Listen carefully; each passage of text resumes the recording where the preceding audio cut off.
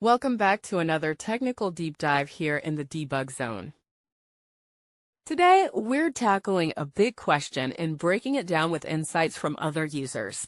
Hopefully, this clears up some misconceptions and helps you get the answer you need. So buckle up, stay a little curious, and let's jump right in.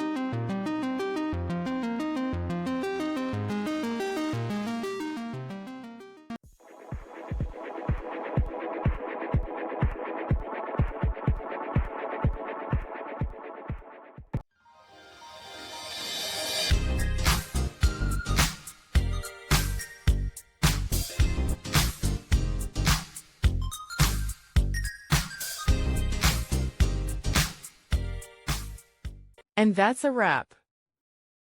I hope you found the answer you were looking for. If you did, take a second to hit that subscribe button. It really helps out. And let me know in the comments which solution worked best for you. See you next time in the debug zone.